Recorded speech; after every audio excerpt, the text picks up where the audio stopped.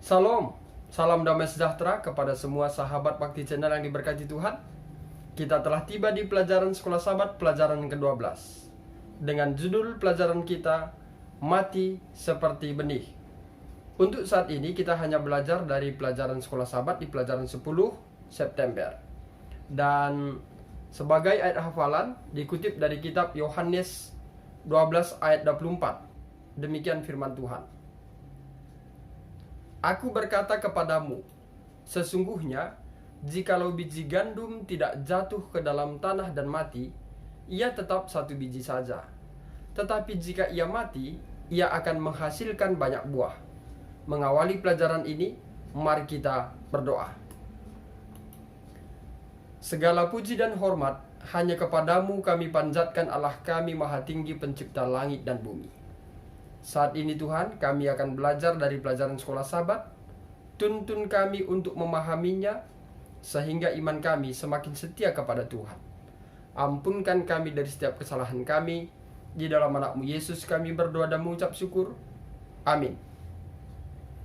Sahabat Bakti Channel, pelajaran Sekolah Sabat kita untuk Sabat petang mengangkat satu gambaran Yesus tentang biji gandum yang mati. Dan ini adalah analogi yang menarik dari kepatuhan kita pada kehendak Allah. Mari kita lihat sehubungan dengan analogi tentang kepatuhan kita kepada Allah yang diibaratkan atau diilustrasikan, diangkat perumpamaannya tentang biji.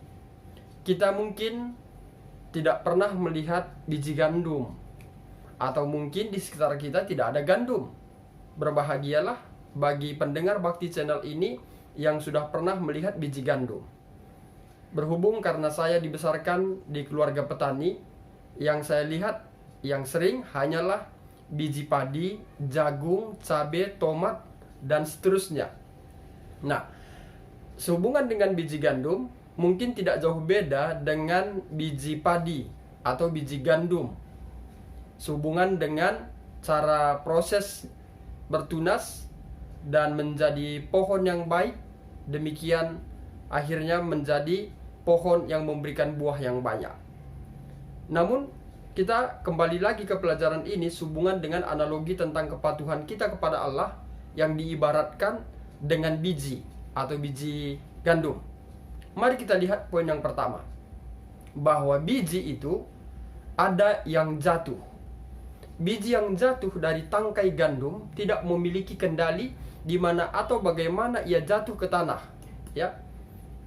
Karena kalau kita pelajari dari pelajaran geografi, mengapa biji itu jatuh ke tanah? Ya, ada jawabannya, karena ada gaya gravitasi bumi. Nah, namun kalau kita kaji bahwa biji gandum itu pada saat jatuh dia tidak mempunyai kuasa. Dia tidak bisa meronta, saya tidak mau jatuh, tidak bisa. Bila sudah tiba saatnya, maka biji itu akan pasti jatuh. Dan dia tidak mempunyai daya, tidak mempunyai kuasa. Dia hanya tunduk kepada proses.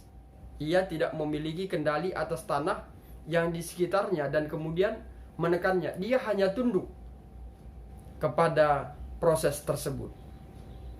Kemudian, bahagian yang kedua sehubungan dengan analogi tentang bagaimana dia tunduk kepada tanah atau biji itu tunduk pada tanah, yaitu adanya penantian. Karena biji terletak di bumi, ia tidak tahu apa yang akan terjadi di masa depan. Bisa saja dia akan dimakan serangga. Bisa saja dia tertiup angin dan terbang ke sungai, bisa saja. Dia tidak mengetahui apa yang terjadi pada masa yang akan datang. Di sana ada disebut penantian. Menanti apa yang terjadi di akhirnya nanti. Saudaraku, ia tidak dapat membayangkan seperti apa kehidupan di masa depan.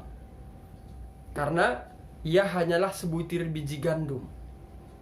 Kemudian kita lihat analogi yang ketiga, sehubungan dengan kepatuhan tunduk ini. Di sana ada kematian. Biji tidak mungkin menjadi batang gandum kecuali ia melepaskan situasinya yang aman dan nyaman sebagai biji.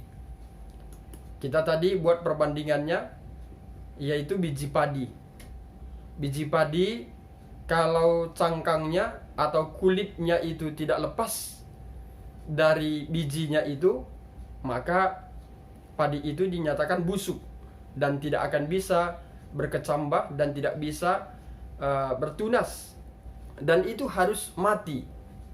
Dalam hal ini dikatakan dia harus mati, yaitu ia harus melepaskan apa yang selalu ada sebelumnya, sehingga ia dapat diubah dari benih menjadi tanaman yang menghasilkan buah. Saudaraku yang diberkati Tuhan, dari 3 proses ini tadi kita melihat bagaimana biji itu tunduk, patuh terhadap situasi atau proses yang sudah berjalan.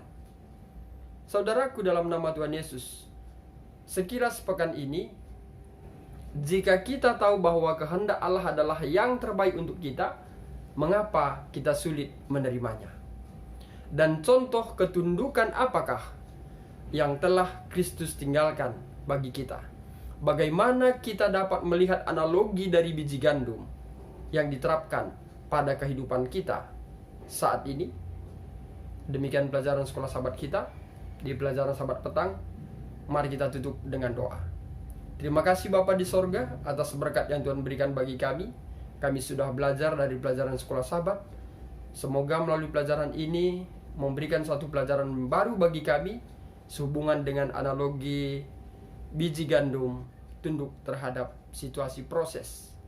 Bapa di sorga, di dalam cawan lebur yang kami hadapi, biarlah kiranya kami tunduk terhadap kuasa Tuhan, tunduk terhadap Tuhan sebagai pencipta dan juga sebagai penebus kami, sehingga saat kami dalam keadaan terpuruk sekalipun, kami akan bisa bertumbuh lagi karena kami bersama dengan Tuhan, karena kami tunduk kepada pencipta kami.